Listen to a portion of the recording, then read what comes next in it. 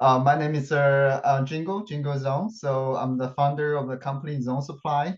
So in the past decades, so after graduating from PhD degree in nuclear science, right now I'm selling cosmetics in China and the United States. Look at that. So you So can pause see. there. Pause there. So you are a nuclear scientist who Yeah, sells I'm a nuclear. lip balm and beauty care.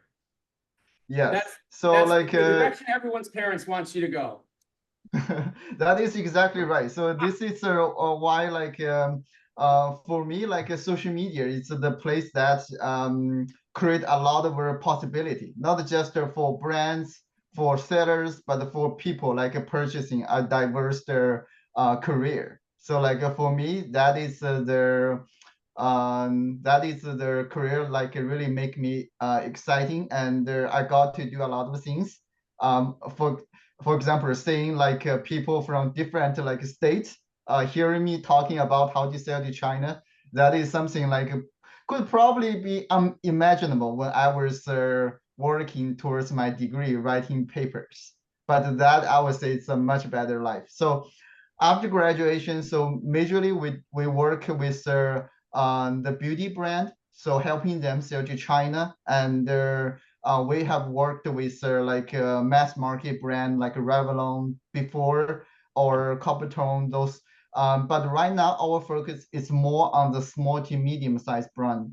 This is how I feel they need we can have sustainable long term partnership, and we majorly do online business across different platforms, and there also recently we have been expanding to offline channels, and there actually recently our project had majorly been focused on how to help our USA partner sell better on TikTok shop in the United States.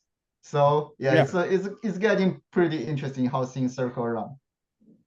Thank you, Jianguo. Real quick before I move to Leslie. So Jianguo is a real people person, and he sat there, from what I know of him, sat there writing books on nuclear somethings, and really enjoys engaging and helping. So he's here also because he just really is enjoying that. And he also speaks to the whole spirit of a small business. He saw an opportunity and he built an entire business around beauty and selling on Douyin and in China. Douyin is TikTok in China. So he really has the spirit that all of us are involved in today. So I think that's really exciting. So thank you, Jianguo, for spending some time with us today. My name is Leslie Herrera. Nice to meet you. I am a researcher, and I have a company, an agency company, and I am a consultant to other companies like small, medium, and big companies over Mexico and Latin America. We help them doing campaigns in social media in order to sell their products and services.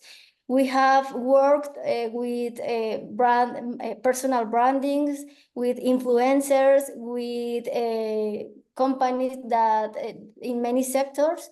And we have experienced this because we like to share the products and services through social media, because the trends in the recent years have shown that in the use of mobile devices and the social media is more likely to be in order to purchase in the home, no? So we have worked in this for more or less 5 to 6 years in order to doing to research market and social media campaigns, TikTok, Instagram, YouTube, Google Ads, and Meta. Thank you. And where are you currently? I am currently in Guanajuato, Mexico. The rise of social commerce in Latin America, like you know, in recent years, Latin America has seen a significant increase in the number of users shopping online and using social media to purchase products and services. And this growth is driven by three main factors that I think, no? Improved trust in e-commerce, better payment methods options for the consumers, and the emergence of new business models for distributing products and services through social media. Next, please. Thank you. On the screen, you can see the top of countries in the last slide in terms of e-commerce in Latin America, like Brazil, Mexico, Argentina, and Colombia, where these 4 countries had the more share in the market. And in the screen, you are seeing the 2 countries, Mexico and Colombia, the statistics on digitalization for these 2 countries. As you can observe, Mexico had 100.6 million internet users in 2024, while Colombia had 39.5 million. Both countries have surpassed the 75% threshold for population with internet access. And additionally, Mexico has 94 million social media users, whereas Colombia has 34.7 million. In both cases, this figure exceeds 70% of their total populations. The table, you can also see that Facebook remains the social media platform with the highest number of users in both countries. However, in Mexico, the number of Facebook users has decreased in the last analyzed period. Unsurprisingly, TikTok has gained significant traction in recent years and now surpasses, for example, the users in Instagram. Leslie, I just want to do a shout out here for just to highlight a few points you just made. We're seeing massive uptake of TikTok. You're going to see this as a trend everywhere, including the US. I'll talk about that as well later, beyond Latin America. But you're seeing, even despite very equal penetration rates, you're seeing a decline in Facebook usage, and you're seeing an increase in TikTok. TikTok has gained many users in the recent years, and for example, it has grown above 35% in the last year in Colombia and 25% in Mexico. This shift means that many companies are promoting their products and services on TikTok due to primarily its greater reach and popularity among users of various ages. Before, the main users were young people, but now the users are of various ages, and there are many users that now are promoting their services and their products in this platform. In addition to the increasing number of users with access to the internet and social media, in the screen you can see that according to the statistics presented by Data Reportal, people in Brazil, Colombia, Chile, Mexico, and Argentina. Colombia, Chile, Mexico, and Argentina in green. Yes, spend more time on social media than the average for the countries analyzed. This represents a significant opportunity to market goods and services through these countries and these channels in these countries, because with more time in the social media, in the use of social media, more time to offer products, services, and consume in these platforms. The Latin American and Caribbean e-commerce market surpassed a retail sales value of 117 billion USD dollars in 2023. According to the latest estimates from Statistica Digital Market Insights. So by the 2028, this figure is expected to nearly double, exceeding $205 billion. Both values would be the highest ever recorded for this sector, digital economy, in Latin America. So the expectation is that this sector will be grow and the commerce will have the change in the way the consumers make purchases of products and services. So this is a good expectation for companies that expect to sell their products in this region. Okay, what are the top platforms? These 4 platforms are the main platforms in Latin America. WhatsApp is a key tool for direct sales and customer services because WhatsApp is the most used social network in Latin America platform that they use. We use WhatsApp every time, in the morning, in the afternoon, in the night, all time we use WhatsApp. Leslie, before you jump ahead, can I just add some notes to this, just so for WhatsApp, yes. We're also seeing direct to consumer and B2B engagements happening on WhatsApp. So your company, yeah, can you talk about that? Well, you don't have to talk about it much, but just companies that are not set up on WhatsApp and they want to be in Latin America need to get set up on WhatsApp. Yes, for example, we make a campaign with a company that attract people to the WhatsApp number, and then through this platform they close the sale because the people is trained to respond quickly in this platform. So it's easier, for example, for me respond through WhatsApp than in email. And the platform has the opportunity to do automatizations too. So the companies are using the chatbots, the automatizations, and all these things in this platform. Let me just add to, so I lived in Mexico for about 3 years, and and I go back often, and there's a lot of, I mean, a lot of you probably are even there more often than I am. You know that WhatsApp, when you work with even a small vendor, you're getting a message on WhatsApp. I don't even remember a time that I exchanged a phone number with somebody in WhatsApp. For consumers working with companies, you can create a drip campaign, meaning you share their WhatsApp, they log into they connect with you on WhatsApp as a company, and then you automatically send them a welcome to it, and then they respond, and then you send them all through AI or through automated systems will respond saying, I understand you were interested in this product. Would you like to talk about this? Would you like to get on a call? Would you like to go to a website? So all this stuff is happening on WhatsApp, and a lot of integrations on websites for customer service.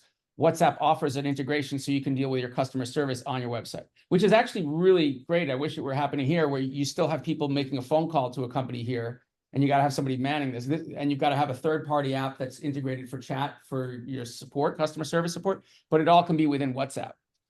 Yes. Okay. In fact, many companies use WhatsApp in service, in marketing, in all the things that they can do. They use WhatsApp more than Telegram or another, including message text messages. WhatsApp is more used by people in Latin America, even in fact to do payments through WhatsApp. Okay, sorry, next, got it. Thanks. Facebook. Facebook is the most after WhatsApp, the most popular platform, because there are many people that their favorite platform is Facebook, because they are used to share with friends or with people and see content in this platform.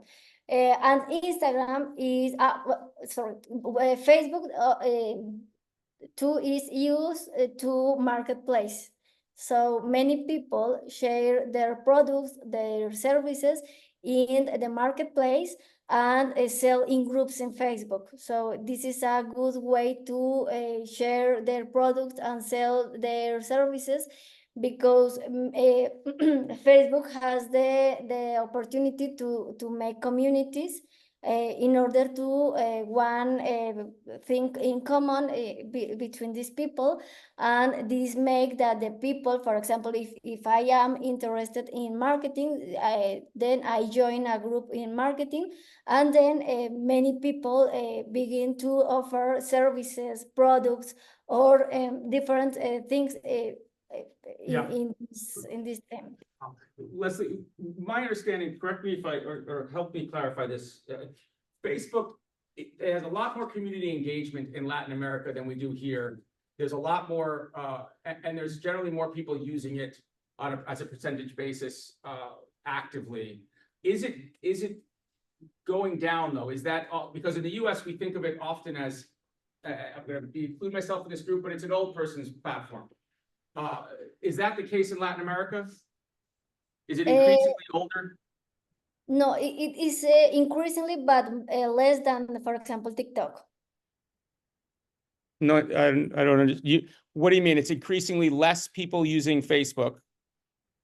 Yes, less people, but this happens because the young people prefers Instagram or TikTok. Yes. Yeah. But the older prefer Facebook. Yes. But still a larger integration. The reason I'm bringing this up is because if you have companies selling into Latin America and they look at it and they say, well, Facebook, we don't really use Facebook in the US. There is a little bit more of a value prop for Facebook used overseas. And we talk about in India as well. There's certainly an opportunity for using Facebook for better engagement with communities, better engagement with your core audience than there would be here. And that audience is still maintaining, but it is declining a little bit compared to social. Sorry, Leslie, please continue. I apologize. Instagram. Yes, thank you. Instagram is the popular among young people with significant visual impact. It means that people that, for example, people that can artists, personal brandings, and these services that depends on the visual impact on the share images or videos like reels. For example, prefer Instagram, but Instagram has lost popularity because in ads in Instagram has less reach and yes, yes, results in these 6 months. It's very difficult to make campaigns in Instagram because the reach is very little compared with TikTok. Can you, I don't know if anyone cares, tell me if I'm very interested in this because we've seen that Instagram pretty much really lost the ball here to TikTok. Their shop is not it doesn't convert really. Their algorithms isn't targeting as well. The content being served up isn't as accurate, and they've been taken over by brands promoting themselves. But can you explain why, just a little bit more under the hood, why is Instagram, you said the reach isn't as big as TikTok? I think that Instagram works as a showcase, but its functionality can be friction, a lot of friction. Yes, that doesn't work for ads in order to sell products, only if you can be show in the platform for many people. But for example, for artists, singers, consultants, this platform is today one of the most used for them because it works like a showcase where they can show their what are they doing. Okay, I get it. And I'm going to bring it Jianguo as well to see if this is the cross between TikTok and Instagram. But let me just highlight, by the way, hi again. Sorry, I keep being a voice. Let me just really focus on this part. This is extremely important for your companies to understand. Instagram, showcase for brands. Your companies will all say, oh, it's all pretty, it's all nice. They have a store. People go to their feed. They see all about the brand. It's a brand experience. And then they'll hear people talk about it. They may not understand this piece, which is TikTok is not a branding play. So what does that mean? It means you're not focused on promoting a nice, pristine view of your brand. No one's going to your shop, even though there is a shop or a feed on TikTok. No one's going to your TikTok feed because that's too much work for people. Human beings today can only do this. This is what we've all been reduced to. We cannot do this. We only do this now. I'm just going down instead of sideways. We won't go this way over to a feed and see somebody's whole profile and see the brand and their position. We just want to know TikTok, just tell me what I want to see. That means TikTok is exceptional for discovery and exceptional for your small business because people are discovering things that they never thought that they would want, because TikTok is providing to a person in Mexico what they think the person in Mexico wants based on other stuff they bought. And that's the opportunity right there. And that's also why conversion is so much higher with TikTok for discovery products. Sorry. Yes. Yeah. Yes. Before what? Moreover, the TikTok is a platform where we can share experiences. So, for example, restaurants, products, services are shared in TikTok like experiences.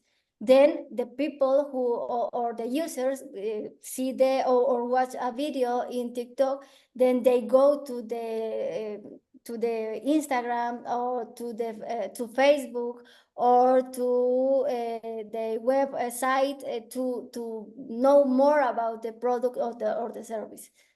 Yeah, great. Thank you. I'm going to go to the next slide, and then we'll do the comparison. Okay. Yes. Okay. On the other hand, WhatsApp has become the preferred communication tool for people in Latin America, like I said before, and it used both in professional and personal time or use, no? And so this context make people, for example, see a message or an ad in every day, in all time, in their day, in professional or personal context. And customers respond more quickly through WhatsApp, and it allows for better follow-up, for example. Yeah. And when we talk about campaigns, we need to talk about influencers. And because in Latin America, for example, it works for many companies collaborate with influencers. The influencers can be cataloged or categorized by micro influencers from 10,000 to 100,000 followers, nano influencers from 1 to 10,000 followers, and macro and mega influencers. But now the people or the content created in the different platforms are created by nano influencers. Nano influencers has the characteristic that they have more engagement with their followers, so they are very good channels for company to share their products, to show the experience of the product or the for example service we are offering to the final client. So yeah. well, this is huge, by the way. It's a great opportunity for SMBs. Think about it, right? You don't have to go after that million follower influencer and find money to pay for them. I've heard people talk about it earlier today, where they talk about how SMB doesn't have the money to pay for these massive influencers. Well, the real value is in the nano influencers anyway.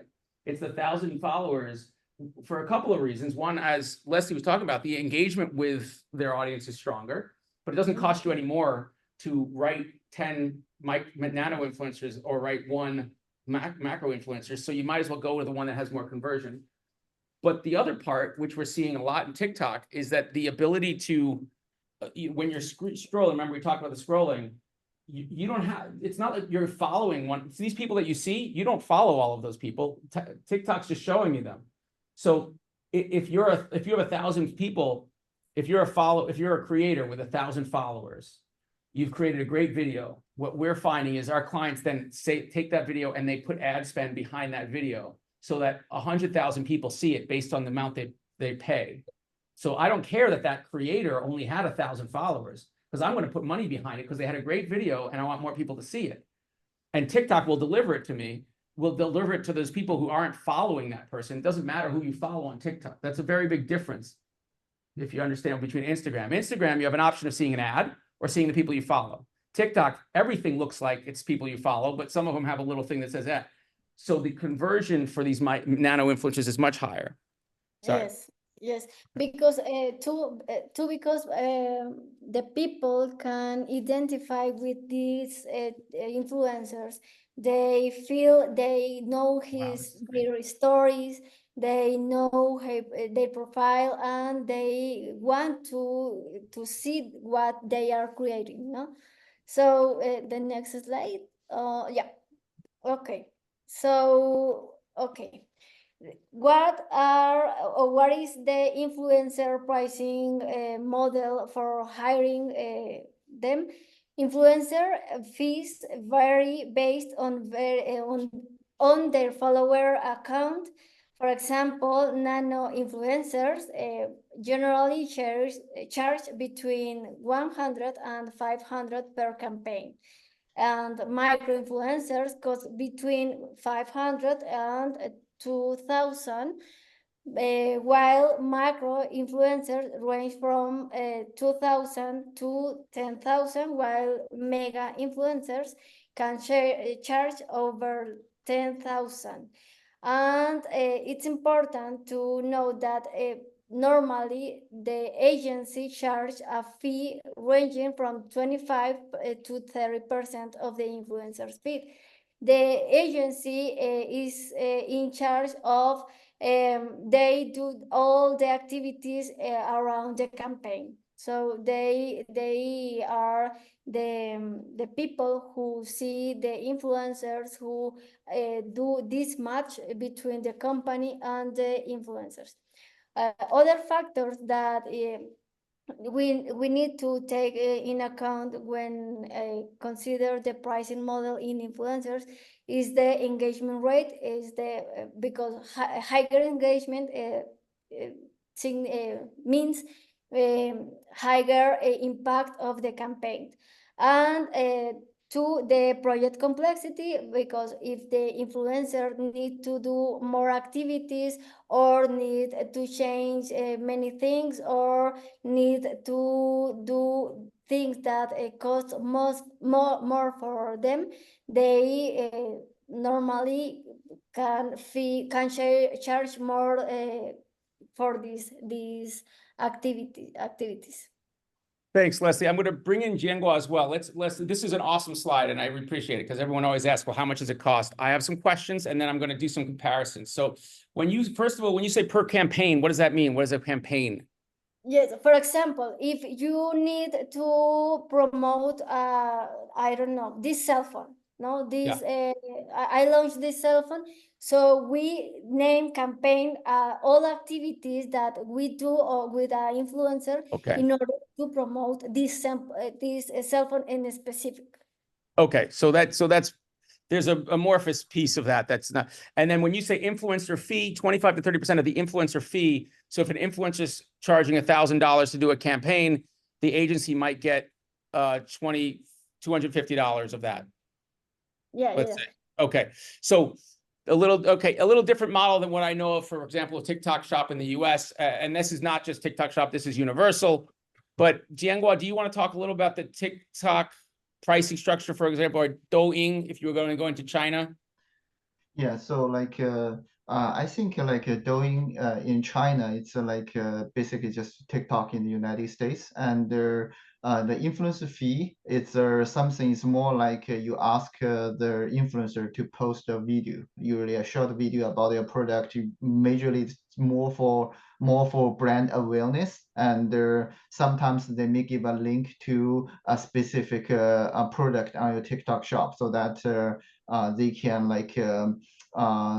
they can just benefit from the compensated program. Usually you give them you give them more like certain percentage of the margin of the revenue. So actually I'm a little bit surprised. So it's here like $100 US. Leslie, Yes. that's for you. Yes. So I mean that price is to me it's it's not affordable. It's definitely not affordable. So so I'm a number guy. So I would say for this for example the nano influencer, for the $100 per content, like how many views can we get?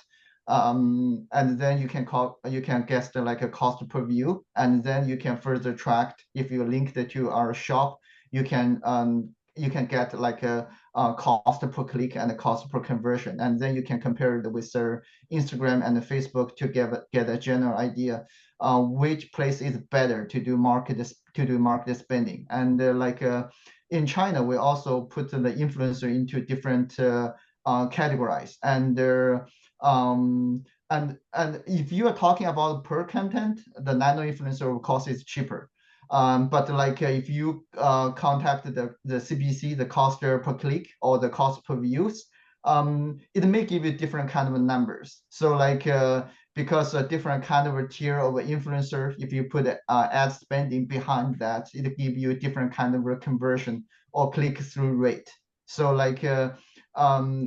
for me, I would say usually for us, we will do a test run and everything and gather the data. And usually right now for so for platforms such as the TikTok, they are pretty smart. So you can they have the AI behind that. You can adjust it just based on your target ROI, return on investment.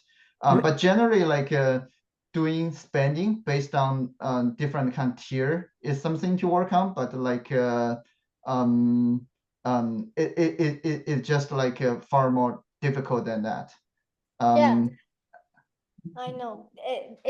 Like I said, it depends of many factors. This is only a few basic model, but Yeah. depends of engagement project. For example, one campaign means that the influencer can do different activities in order to promote the product or services. And this is great. Thank you. And but I just want to take a moment to pause. And the reason I'm sitting here laughing because I've worked with agencies in Latin America, and I work right now for all the TikTok Chinese-led TikTok agencies in the US. When you're working, your companies are going to, just to try to solve some headaches, your companies are going to find that agencies and culture of media in Latin America is very different than in Asia.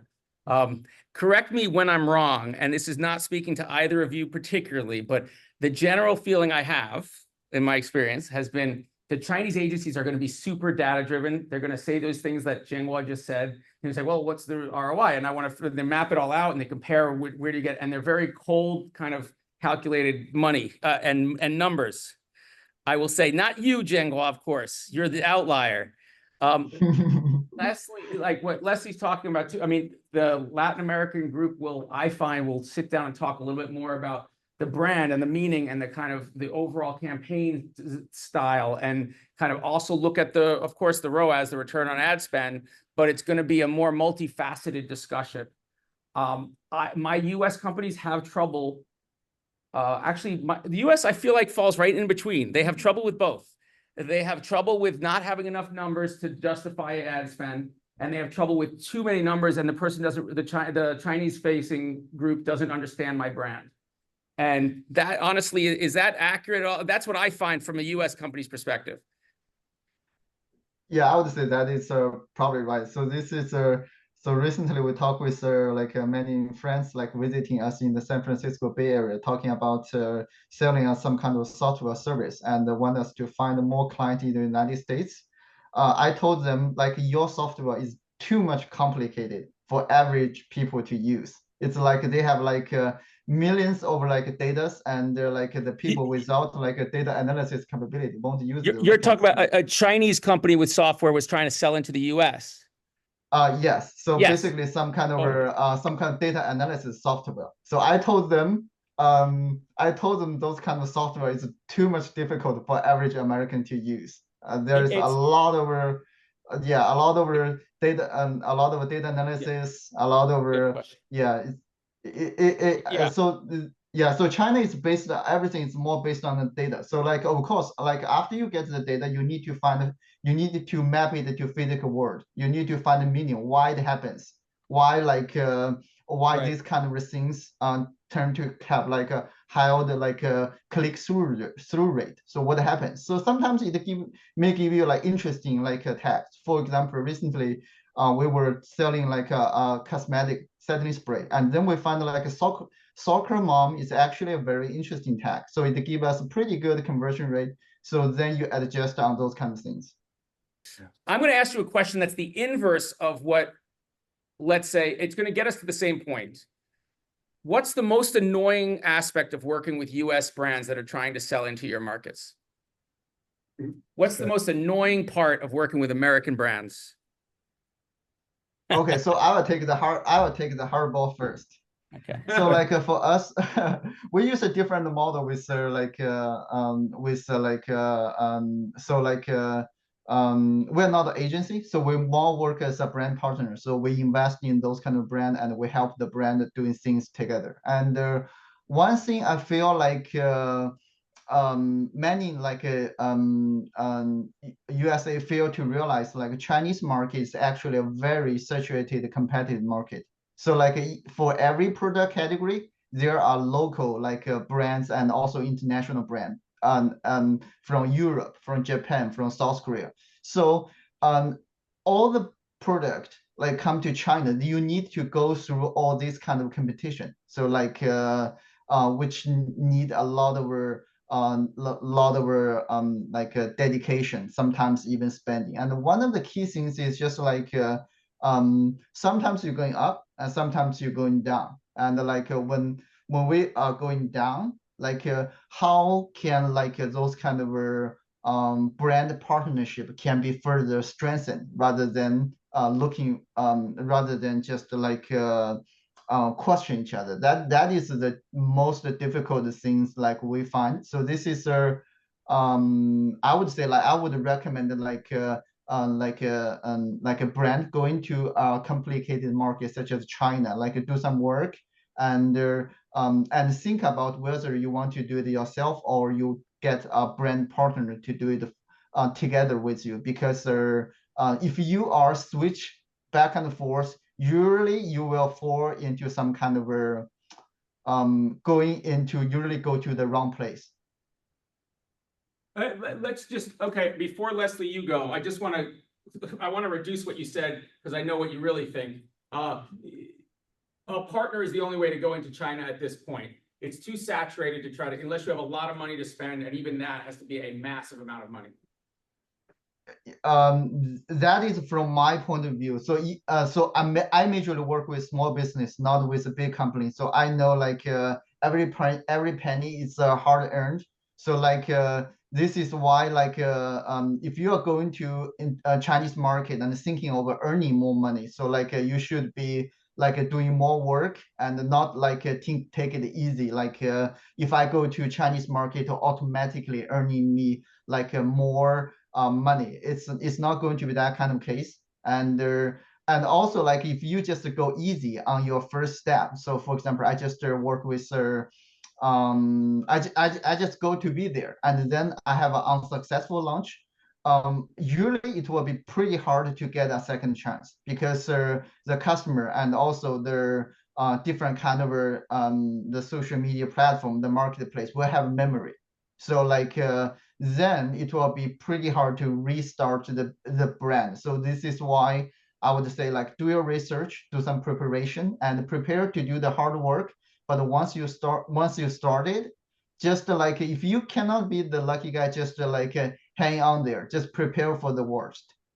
Okay, thank you, Leslie. I'm going to go to you, and then Jianguo, I'm going to come back to you with your ideal brands and products to go into China if you had them. But Leslie, you're up for that answer. Most annoying aspect of working with US brands. Okay, I think there are two main aspects. First, when we do marketing campaigns, there are many difference of clients, and there are many different points of the client where they are in the customer journey. So we need, or we do this research with the companies, and we offer a plan in order to carry out the client to this customer journey. But sometimes for example, the small and medium companies are very impatient. So many times they want to, for example, see results without the people don't know or recognize the brand.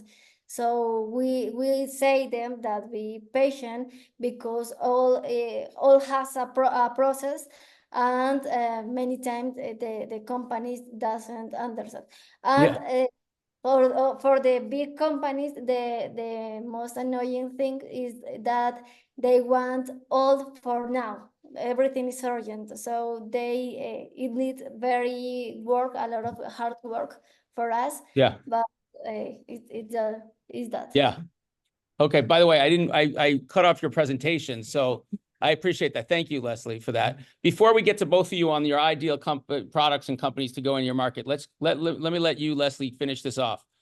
Oh, okay. Only in this slide we can see some of our experience. We have worked with different companies in all these sectors or all these activities. So it's all that I presented. Basically everything. Okay. Yeah. Well, let me just go to this. I just want to see if there's anything here that Latin America, where the growing digital landscape presents a wealth of possible opportunities. Yes, true. Yeah. I'm just cutting right through. Okay, good. And then you've got that. Good. I didn't cut off too much. Okay, Leslie. So I'm going to ask you both the question of what is what we call ICP, ideal customer profile, your ideal client profile. What are the brands or clients, sizes, etc., that you feel are optimal for your respective markets? Jianguo, you had more time to prepare for this one. You go first. Okay, so like for us, for every company, it's like with a unique product. Like usually it's like we work with many brand with a niche product fit into the market, and they some kind of are doing pretty good job in that niche market. Usually it's like with a great story to tell, and that usually is making us more comfortable, and but for me, it's like I feel like the brand would like to spend time understanding Chinese market and actually put like business sense into that, and they could understand could like collaborate with us on how we do Chinese market. Be flexible, be open-minded, and willing to let the brand involve with the Chinese market. That is the key thing, because your brand in the United States. Okay. I have a question. Yeah. What product categories? I usually do beauty. So like for that's why your skin. That's the trick to your skin. You get all free samples. Okay. I think it's the algorithm. So like those kind of those kind of Zoom algorithm is just making everyone look nicer. Okay, but yeah, you got so all right, so beauty is for you is your category, but do you any other for folks out there? Well, any particular categories some of your companies are with, your clients are in what kind of product categories? Any pet food? Pet foods. How about pet foods? Any takers? I would ask the question. So like, why the customer don't purchase directly like from China? Like, what is unique and what is the target customer? I don't mean like actually many customer in China are purchasing like international pet food. But then the real question is just like how to compete with those kind of big company. It's just like this is a lot of question. Usually those kind of answer, it just takes some time to digest, but just ask ask yourself that question, because your brand partner in China won't figure out the magic. Okay. What about you, Leslie? Okay, I think that some products that you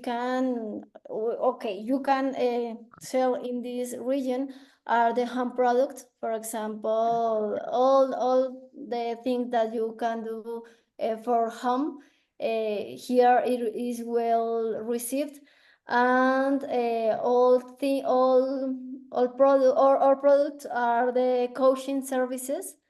For example, in the coaches for life, coaches for yoga, all these services that are related to wellness. So one of the things that we're finding again on TikTok and anything in social is telling the story. So we've just taught, it's no different than the US telling the story. Slightly different in the US because in overseas, we can tell the US story, and that's actually something of interest. So it's the same way when I started doing the cross-border e-commerce thing 10, 15 years ago, we were talking about the US brands forget to tell their US story, the US origin story. In China, as well as I think in Latin America, you're seeing, people who can say, this is where it's made. They show the video on social. You can do that so much better and so much cheaper. God bless you, or salud. You can do it so much cheaper than you used to. You used to have to go get a production people and models and everything. And now, and this is where I'm going to ask you guys a question here around, now you don't even do it yourself. You have creators do it. So let's talk about creator engagement. So let me explain the difference also. You've got influencers. Those are the people who already have a ton of followers. And you've got creators who are like influencers, but they may not have a ton of followers. They may not, but they focus on creating content. And they could be micro or nano influencers. And we've already discovered from what Leslie's saying, those are great. That's a hotbed of conversion right there. And then you've got yourself who creates content and puts it out. Often a little too over branded, a little too over promotional, and doesn't actually convert as high as those other creator videos. So the sweet spot, correct me if I'm wrong, but this is all in the US, and I would assume it's similar elsewhere. The sweet spot is those creator people who are creating cool content that resonates with your audience, that don't necessarily have huge audiences already, and you can promote their videos, and those convert to sales. And you can have them tell the story of the US in a way that other competitors overseas can't do. Any other ways? Yes, yeah. Go. Can I add one thing? So there's one key concept in nowadays social media. It's called the content refresh rate. So like before, wait, say that again. Say that again, Jianguo. The content refresh conference. So basically, the content lifespan. Oh, okay. Content lifespans. So like before, you were writing a book. The book will be immortal. Right now, like a magazine, and right now television, and right now it's just YouTube, and now to TikTok. So like a TikTok video could last like for a few days to a few weeks. That is most. So this is why like many people may have the mindset like I have a great video and then that's it. A great video going to last me for life. That is not the truth. So in this, the market is further fragmented, and we're talking about the content lifespan in a few days to a few weeks. So you need like you need your content, your product to be there available like across like a different kind of like audience. So like basically you need a lot of content. So just to give a general idea, for most brands we work with, we generate like thousands of videos per month. Let me just stop there. Hold on. Let me just let that settle in. Thousands of videos, 1,000 videos a month. Thousands of videos. So this is why, like, if we are talking about nano influencer, we're talking about micro influencers. So basically, it's just like you cannot just like have this great. When we're talking, one thing Leslie mentioned about nano and the micro, they are cheaper, but you need more. So this is why. Then you need to put them in some kind of numbers, just like a cost per view. So like how much does it cost? So then it's just like so like no matter what strategy you applied, it's just like it's just going to be like how many views you get in front of their customer. Yeah. So like yeah. Let me add something to that because and I have a question. Question first. Yeah. So this brings me back to the campaign question of what are you getting for a campaign? Is it for my $200 or $300? I'm going to get a certain amount of views. I'm going to get a certain period of time that the video is going to be out there. How does that work? How do you measure that ROI on a video or on a 2-minute TikTok?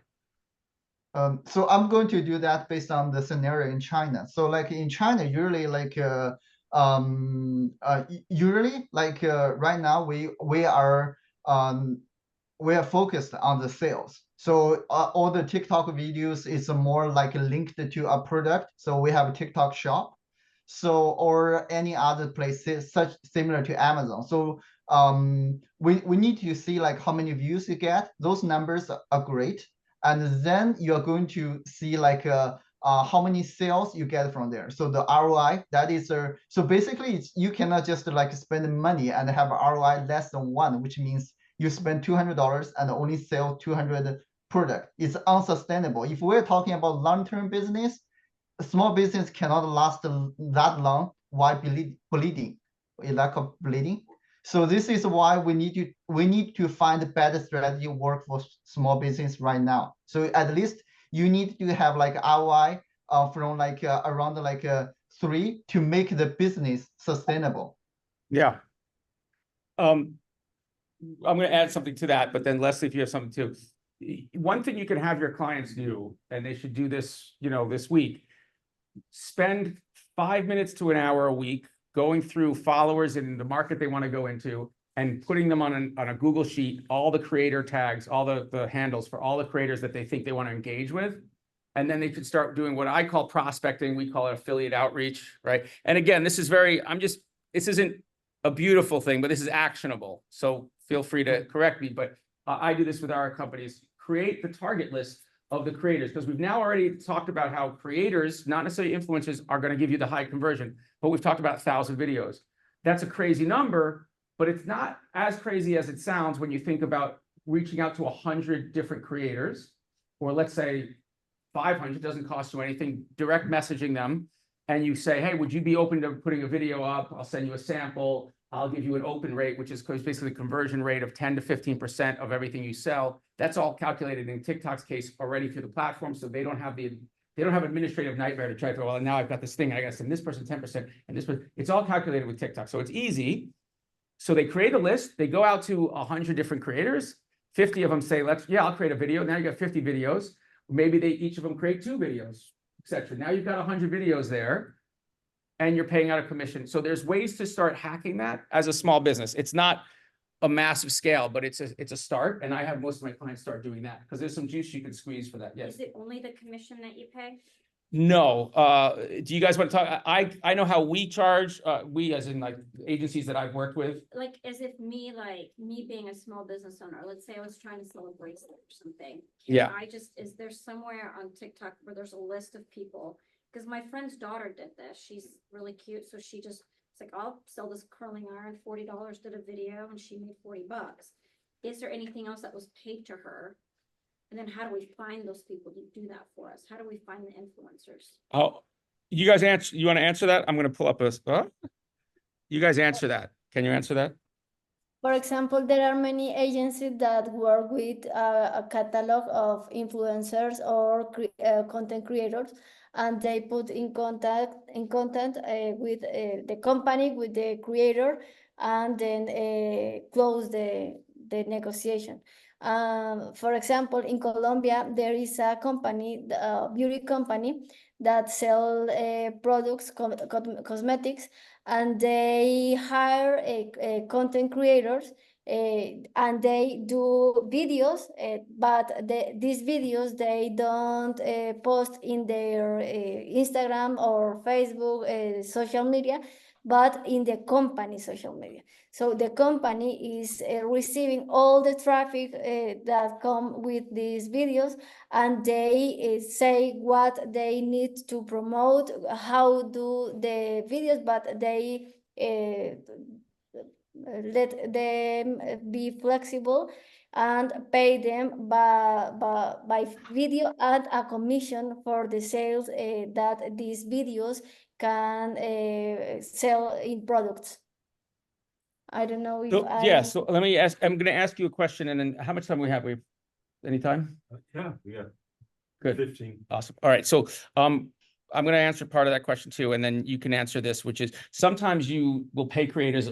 In our case, we pay them $100 to make a video, which is one of the few. A lot of agencies don't pay them anything, and they just pay the percentage. You can pay them for creating the video.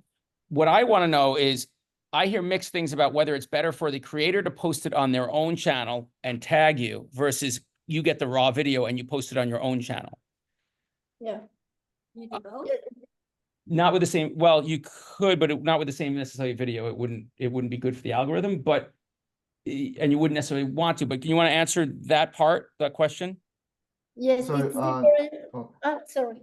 It's different, No, for no. example, if the content creator post the video in their social media, you can attract these people that see this video to your company, but you are not the own of this video and don't have the total control of the of the interactions that people have with the content.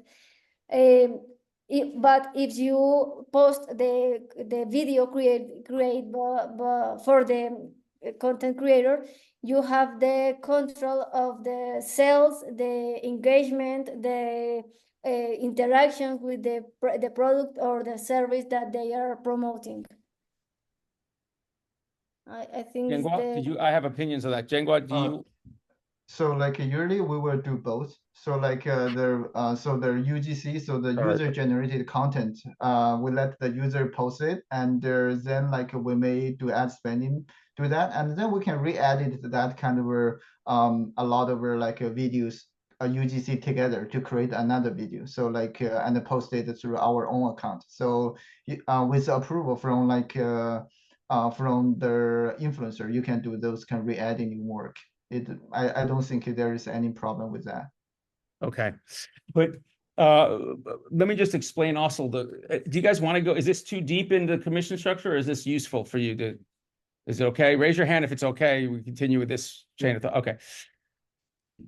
So it's extremely complicated, the structure for agency and payouts for TikTok. I actually created a slide for it. Let me see if I have it, because I found it extremely challenging to understand. Let me just see if I have it here. Hold on. I have a lot of stuff, a lot of crap. Don't look at all that stuff. Don't look at all that stuff. There it is. Okay. Okay.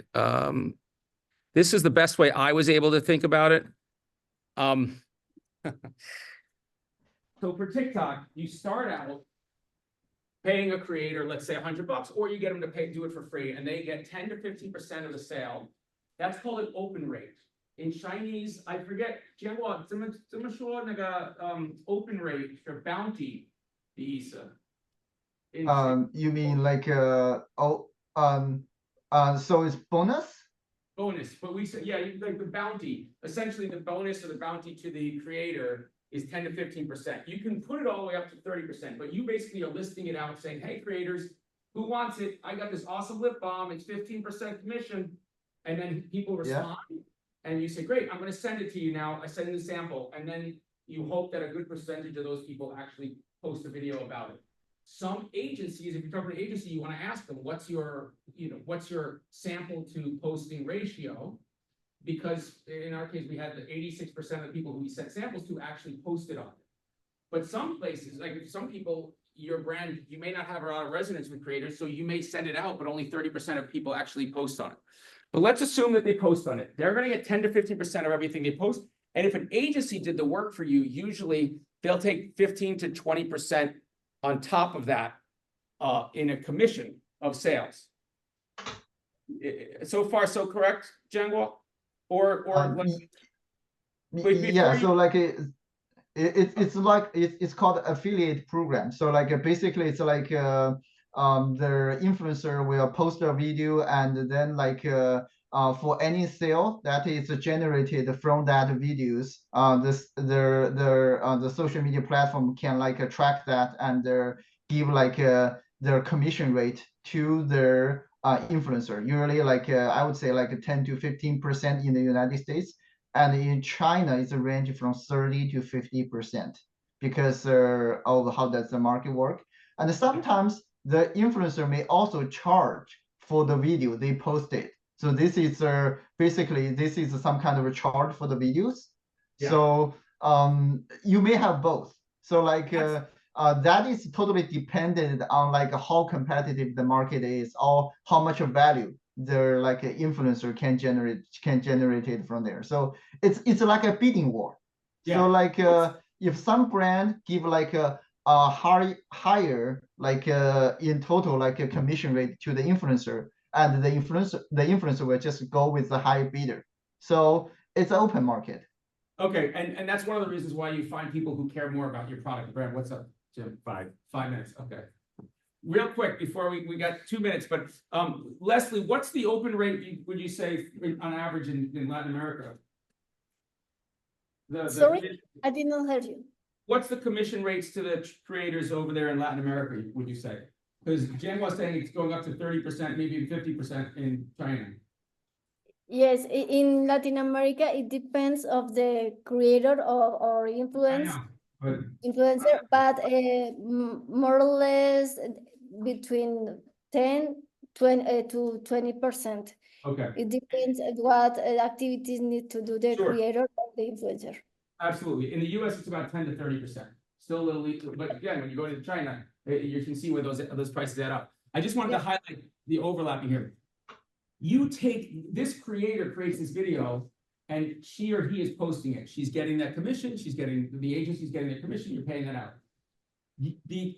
This person has a code linked to that video and they give you that code as the brand.